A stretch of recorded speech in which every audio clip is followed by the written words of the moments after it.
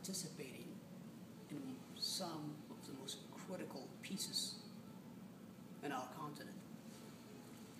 And I wouldn't dare to say it's purposely they have been neglected, but there was not enough effort to get them engaged or to recognize them, their brilliance, their knowledge, their expertise, or to provide them the type of platform that we have provided them 4 years ago on the first African First Ladies Health Summit. And therefore, this women of power, influence, and vision, they can come at the same place at the same time and educate Americans what exactly is going on the ground in their individual countries. Like I said, before 4 years ago, 2009, there was no African First Ladies Health Summit in the United States. So I came up with the concept of mobilizing these First Ladies. We went out and brought strategic partners and the sponsors to help support the first ever African First Ladies Health Summit. As we get closer and closer to the actual event date, it was quite stunning to see that how many people and how many groups became very excited about the idea first and foremost. But there was also curiosity about the First Ladies. You've heard about African First Ladies. Most people think they're just wives of head of states, or they're just wives of kings or prime ministers and what have you.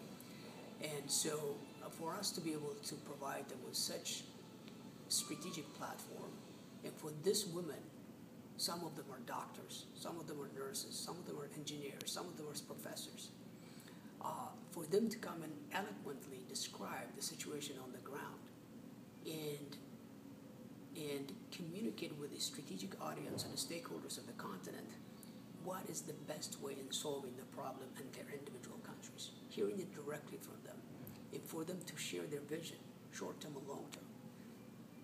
I can tell you that they have inspired some of the biggest corporate executives, foundations, and government members and other philanthropists. So what ended up happening is right after the first summit, you have some of the biggest companies in America started adopting initiatives by partnering with the African First Ladies. So, the Procter & Gamble, for instance, launched the Clean Water Initiative. Then they created partnership with some of the First Ladies. Merck, the pharmaceutical company, launched the cervical cancer eradication program. I believe that's the actual name. I could be mistaken. But they went out to Africa and started engaging how to help Africans, women with cervical cancer issues, what would be how to go by actually dealing with the crisis there. And you have GE launch their own initiative. Right here in Los Angeles, the RAND Corporation launched the African First Ladies Initiative. So all these great things happened because this woman came and informed Americans about the situation in their individual countries and educated them what's the best way of doing, the best way to go by and dealing with the situation they're faced with every day. That also gave them the platform to be recognized and to be respected, and as visionaries and obviously very intellectual and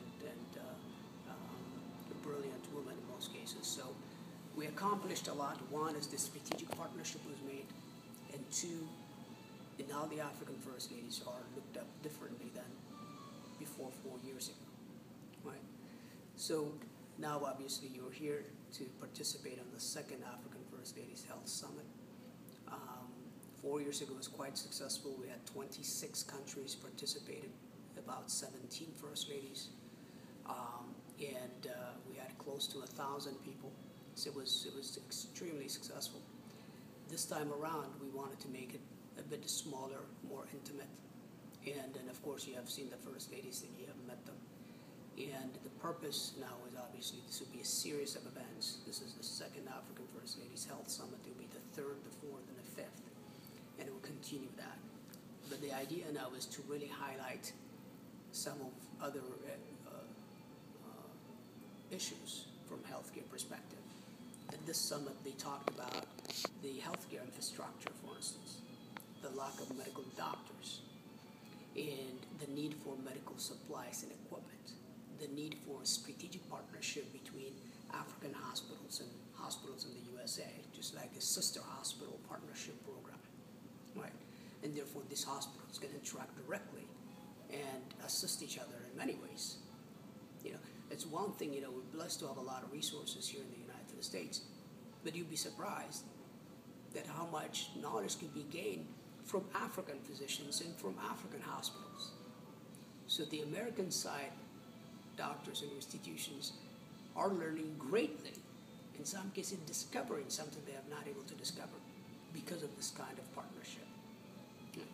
So I think it's gone very well, and certainly I've had plenty of conversations with each first lady that attended. They're extremely pleased and they're very happy, and some of them are, as we speak, they'll go back to their country today.